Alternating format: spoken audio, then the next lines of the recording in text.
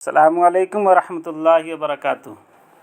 इधर कुछ दिनों से एक पोस्ट व्हाट्सएप पर बहुत गर्दिश कर रहा है, जिसके अंदर ये मसला बयान किया गया है कि निकाह पढ़ाने वाला अगर बाकरा का निकाह पढ़ावे तो 1 दिनार उसको लेना है, और अगर सैयबा का निकाह पढ़ावे तो उसको निस्फ़ दिनार, जिसकी मौजूदा कीमत बनती है 25,000 और निस्फ़ दिनार की कीमत बनती है 12,000।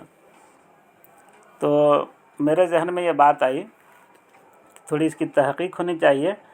तो हमने फ़तवा हिंदिया, जिसका दूसरा नाम फ़तवा आलमगीरी है, तो हमने उसकी तीसरी जिल्द को पलट करके देखा और सही मानों में ये मसला उसमें लिखा हुआ है वख्तलफ़ू फ़ी तक़दीरिही, कि इसकी मिक़दार में उलमा का इख्तलाफ है।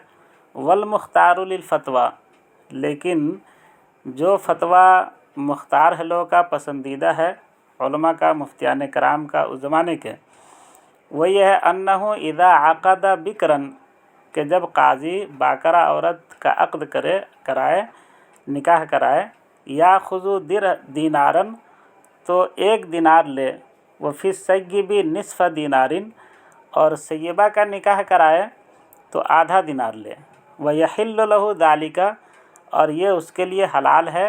हाकज़ा क़ालू कज़ा फ़िल बरजंदी, इसी तरह फ़ुक़हा ने कहा है, और बरजंदी में भी इसी तरह है।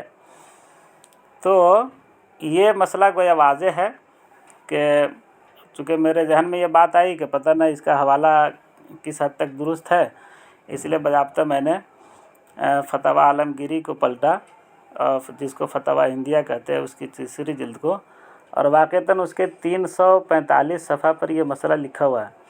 उसमें एक हवाला ताजुश्शरिया का है, जिसमें उसके वज़न को बतलाया गया है। तो ताजुश्शरिया मेरे पास ना होने की वजह से उसको तो हम नहीं देख सके, लेकिन ये मसला अपनी जगह बिल्कुल दुरुस्त है।